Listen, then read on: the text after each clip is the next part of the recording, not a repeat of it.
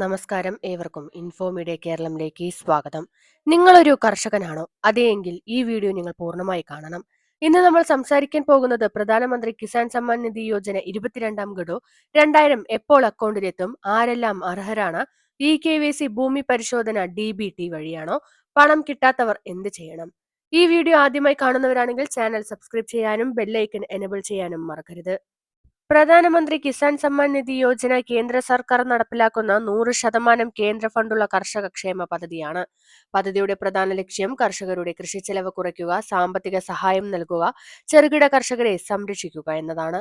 പദ്ധതിയുടെ ആനുകൂല്യം നോക്കുമ്പോൾ ഒരു വർഷത്തിൽ 6000 രൂപ 3 ഗഡുക്കളായി ഓരോ ഗഡുവിലും 2000 വീതം നേരിട്ട് ബാങ്ക് അക്കൗണ്ടിലേക്ക് DBT വഴി എത്തുന്നു.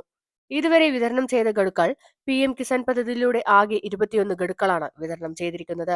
2025 നവംബർ 19-നാണ് 2000 ലക്ഷക്കണക്കിന് കർഷകർക്ക് ലഭിച്ചത്. പദ്ധതിയുടെ പ്രത്യേകത എന്താണെന്ന് നോക്കുമ്പോൾ ഓരോ ഗഡുവും ഏകദേശം 4 മാസത്തെ ഇടവേളയിൽ സ്ഥിരമായി നൽകുന്നു. ഇപ്പോൾ എല്ലാവരും ചോദിക്കുന്ന ചോദ്യം 22ാം ഗഡു എപ്പോഴാണ്? കണക്കുകൂട്ടൽ പ്രകാരം 21ാം ഗഡു നവംബർ 2025, 4 മാസം കഴിഞ്ഞാൽ ഫെബ്രുവരി 2026. അതിനാൽ 22ാം ഗഡു ഫെബ്രുവരി മാസത്തിൽ റിലീസ് ചെയ്യാൻ സാധ്യതയുണ്ട്. എന്നാൽ ശ്രദ്ധിക്കുക, ഇതുവരെ ഔദ്യോഗിക തീയതി പ്രഖ്യാപിച്ചിട്ടില്ല. കേന്ദ്ര സർക്കാർ അറിയിപ്പ് വരാനുണ്ട്. ഔദ്യോഗിക പ്രഖ്യാപനമെന്നാൽ ഉടൻ തന്നെ അറിയിക്കുന്നതാണ്. ഗഡു ലഭിക്കാൻ നിർബന്ധമായ കാര്യങ്ങൾ. ഇത് വളരെ പ്രധാനപ്പെട്ട ഭാഗമാണ്. പലർക്കും പണം കിട്ടാത്തതിന്റെ കാരണം ഇതാണ്. KYC നിർബന്ധമാണ്. KYC പൂർത്തിയാക്കിയില്ലെങ്കിൽ 2000 ലഭിക്കില്ല. OTP വഴി, CSC സെന്റർ വഴി, PM കിസാൻ വെബ്സൈറ്റ് വഴി നിങ്ങൾക്ക് KYC പൂർത്തിയാക്കാവുന്നതാണ്. ഭൂമി പരിശോധന, ലാൻഡ് വെരിഫിക്കേഷൻ. നിങ്ങളുടെ പേരിൽ ഭൂമി രേഖകൾ സർക്കാർ പരിശോധിക്കുന്നു. ഭൂമി വിവരങ്ങളിൽ തെറ്റുണ്ടെങ്കിൽ ഗഡു സ്റ്റോപ്പ് ആകും. ബാങ്ക് അക്കൗണ്ടിൽ DBT ആക്റ്റീവ് ആണോ? ബാങ്കിൽ ആധാർ ലിങ്ക് ചെയ്തിട്ടുണ്ടോ? DBT എനബിൾഡ് ആണോ? ബാങ്കിൽ നിന്ന് ചോദിച്ച് ഉറപ്പാക്കുക.